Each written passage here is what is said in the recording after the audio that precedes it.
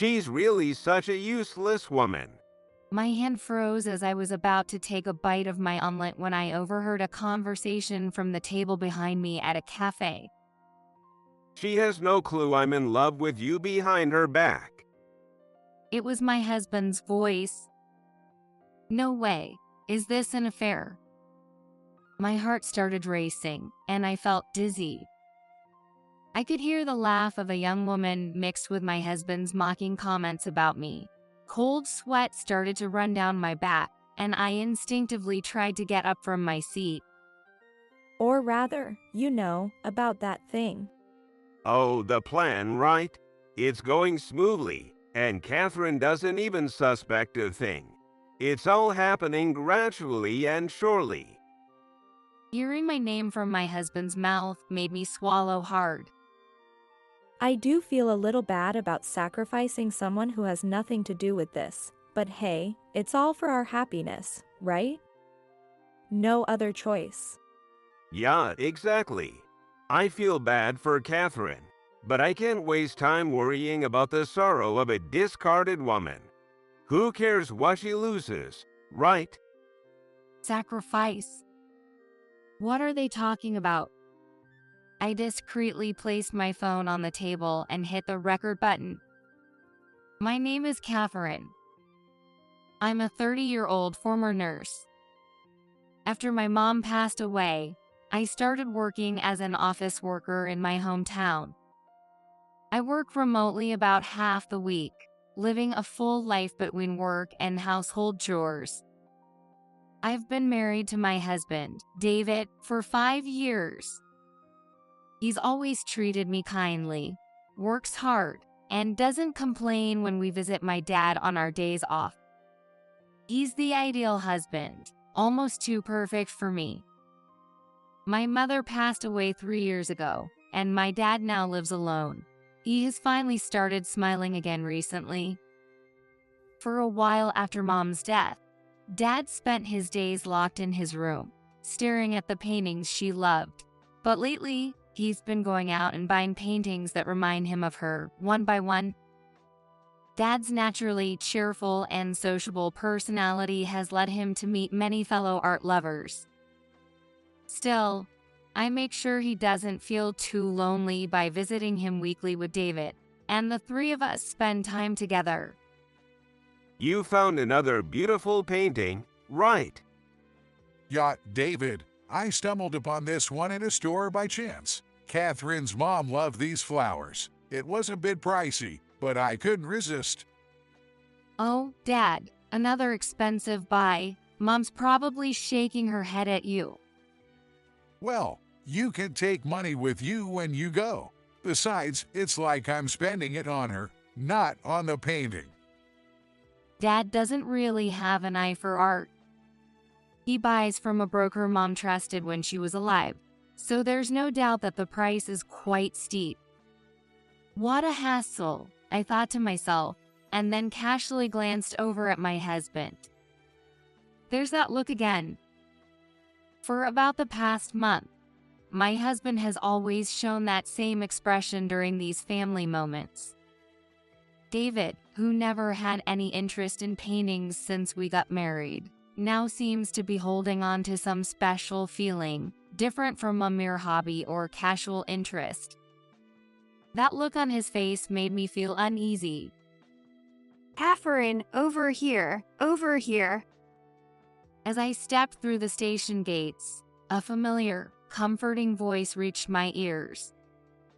Hey, Heather, don't shout so loud, it's embarrassing. And by the way, some people just turned around. Maybe they're all named Catherine too. As I laughed, making a lighthearted joke, my childhood friend Heather gave me a slightly embarrassed smile. After exchanging a few words, we naturally began walking in the same direction.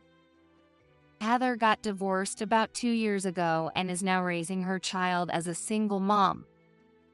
Her friendly personality and quick wit haven't changed a bit, and even after not seeing her for a while, being around her still felt effortless. Even the door to this place is just like it used to be. Oh, it's so nostalgic. The two of us stopped in front of a cafe that had a charming, retro atmosphere. We had visited countless times when Heather sought advice about her ex-husband's affair. The warmth of the wood and the comforting aroma of coffee inside hadn't changed a bit from back then. As soon as we sat down, Heather immediately said, "An omelet, please." Her order reminded me of the many times she'd ordered the same dish, and for some reason, it made my heart flutter a little. "I'll have an omelet too." Heather nodded enthusiastically, looking at me with a joyful, childlike grin. Not long after, 2 plates of omelet, bright yellow like little dresses, were placed in front of us. We were happily chatting, reminiscing about old times, taking bite after bite of the steaming omelet mixed with the scent of ketchup. But then, a man's voice calling out, "Excuse me," to the waiter made my world freeze for a moment. "David?" The staff walked over to the table behind me. Occasionally, I could hear a woman's voice too. I wanted to casually glance back and confirm, but the cafe's decor and plants blocked my view. As I tried to focus on Heather's conversation, I found myself straining to listen to the voices behind us instead. Noticing my shift in attention, Heather started to listen too. Hey, isn't David the same name as your husband? Yeah, and I know the name Emily and her voice too. She's a younger colleague of mine and has visited our home a few times. Every time, David would drive her to the station, saying it's unsafe for a woman to walk alone, but I never thought. Emily was popular among the male staff at work, so there were always rumors about her romance. Without missing a beat, Heather suddenly pulled out her phone, quickly opened a recording app, and discreetly placed it beside her half-eaten omelet.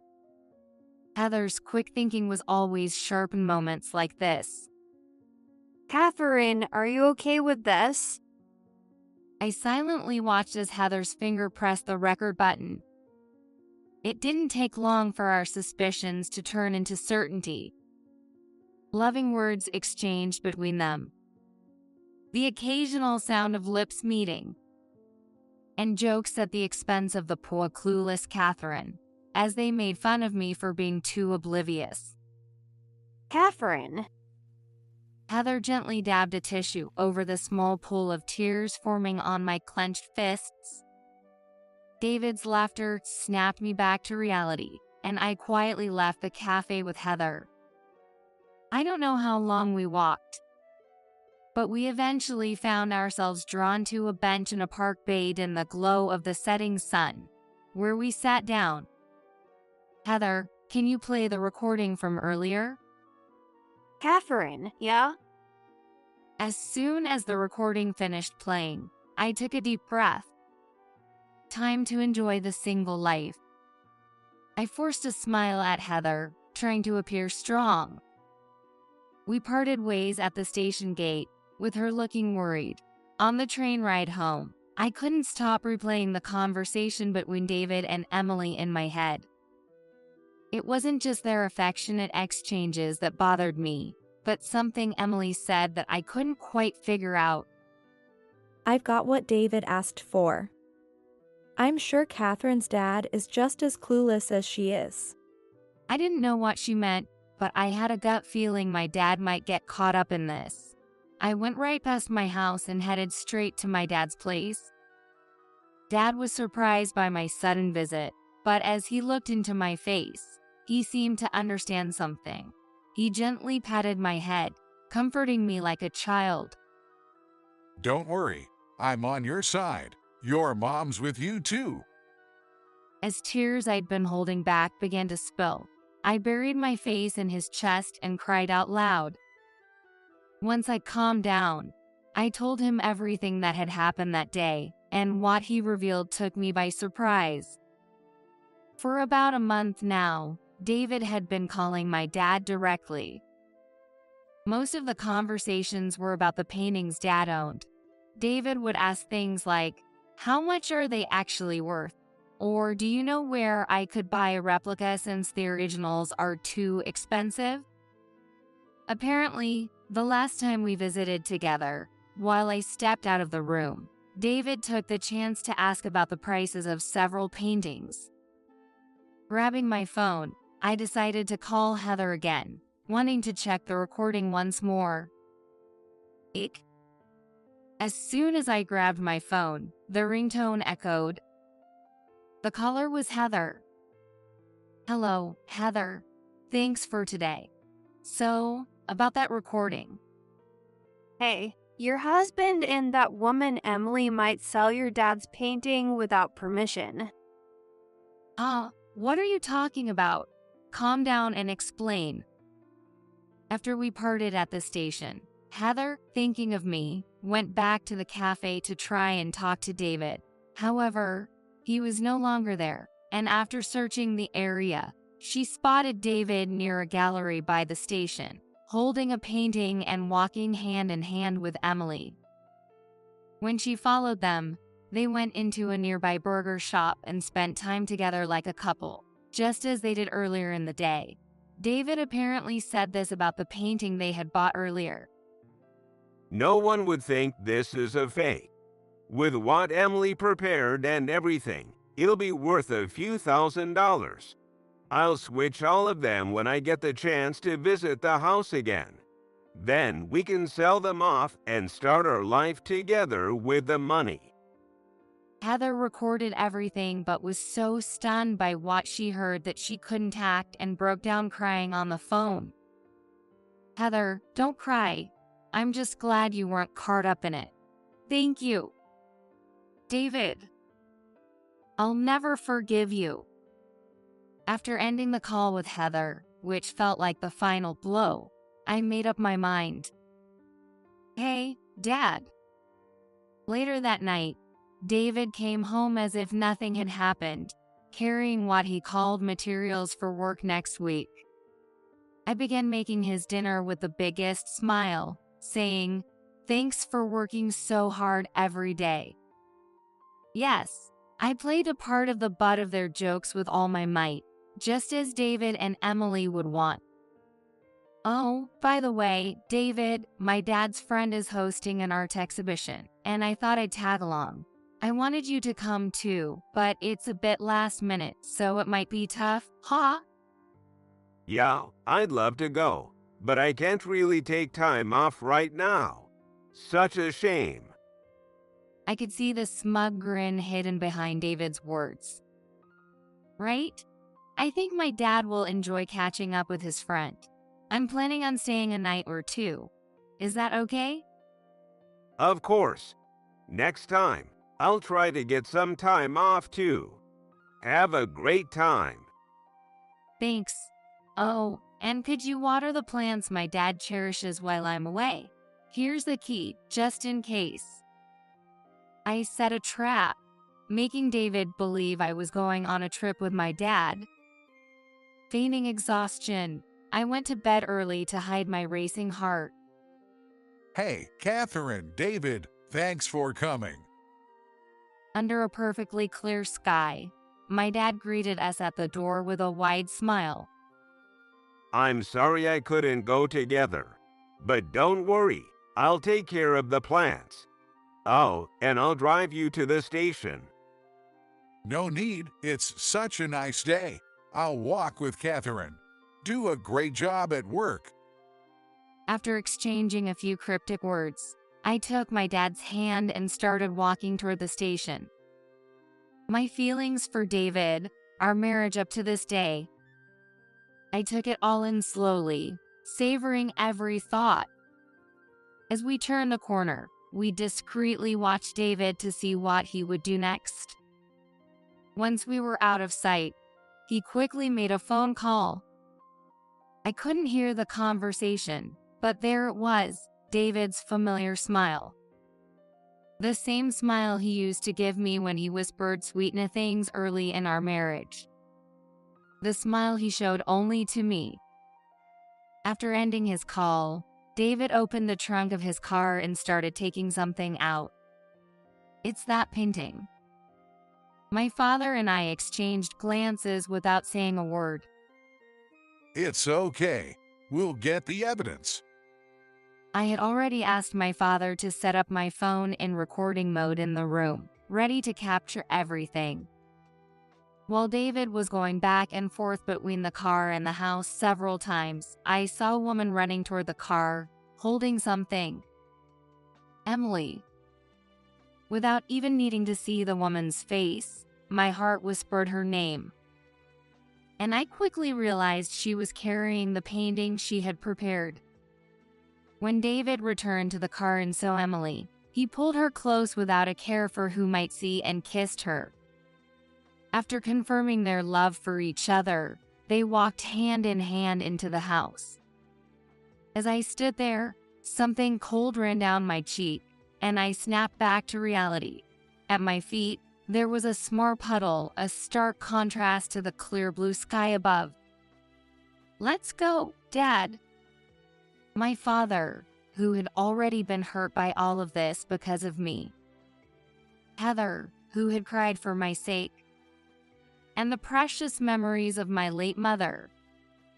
I wouldn't let anyone take my happiness away any longer. Even though it was the familiar entrance to my father's house, I knew the scene beyond the door was going to be something different, something I never should have had to see. Suppressing my emotions, I took a deep breath, and as I opened the door, I saw a pair of flashy high heels, haphazardly discarded in a way that didn't belong in my father's home. Before I could even process the discomfort of what I saw, the sound of lovers' voices filled the air from the back of the house. They were coming from the room where the paintings were kept. Understanding everything, I took out my phone and started recording. Oh my gosh. As soon as I opened the door to the room, Emily's piercing scream echoed through the house. Catherine, why? Though they had hastily covered themselves with a blanket, there was no mistaking the two naked figures that had been wrapped up in their illicit love. What the hell are you two doing? I wanted to run away from what was happening before my eyes. But that feeling quickly vanished, replaced by a wave of indescribable emotion that made me feel sick to my stomach. Catherine, don't worry. Everything's being recorded. When my father checked the phone we had hidden, there they were, David and Emily, smiling as they switched the paintings. Every word, every action, even their moment of passion, was recorded clearly. I know everything. I have all the evidence. I'll show this to my lawyer and both of your families. They tried to mutter some weak excuses, barely audible like the hum of mosquitoes, but I didn't pay any attention. I kept pointing the camera at David and Emily, recording everything. And then, with all the emotion I could muster, I shouted, "If you don't want to get sued, divorce me right here and now." After the divorce was finalized, David called me several times. I reluctantly answered David's call just once and gently told him, "You haven't realized we're divorced. How sad. You're so clueless." Of course, I didn't show the recorded video to their parents as evidence, but I did report the entire situation. As for David and Emily, all the love they once had seemed to vanish, and they immediately started blaming each other, saying it's your fault, and no, it's yours. Then, Emily, in a hysterical rage, stormed into my father's house, yelling at the top of her lungs. The commotion was so intense that the neighbors gathered around, asking, "What's going on?" Embarrassed, Emily had no choice but to leave, having completely humiliated herself. Emily's fury didn't stop there. She stormed into David's office, shouting, "It's all David's fault that I'm in this mess." She caused such a scene that everyone got involved, and as a result, the entire office found out the real reason for our divorce. David was left to face daily scornful looks from his colleagues. I later found out that David and Emily had been counting on the money from selling the paintings. They had both been racking up debt and spending recklessly. In the end, they never got any money from the paintings, and they were left with mounting debt and alimony payments to me. Unable to handle it, the two of them quickly broke up and moved away, leaving behind their tarnished reputations. As for me, I decided to move in with my father to help with his health and take care of the paintings. Dad, you're grinning happily again, aren't you? His gaze was on the thank you letters from children and a painting of flowers, displayed alongside his most cherished artwork. After I moved in, my father decided to keep only a few of his most important paintings, giving the rest away to his friend. One of their destinations apparently was the hospital where I used to work. And the children in the pediatric ward had given him that painting as a thank you gift. He said he gave away the paintings because the house is a bit small for the two of us, but I could tell he was reflecting on everything that had happened. Dad, you're so stubborn. But thank you. As life started to settle down, I arranged to meet Heather for the first time since everything happened. I'm running late. I hope Heather isn't mad. When I opened the door, the familiar warmth of the wooden cafe and the gentle aroma of coffee welcomed me, along with one of my father's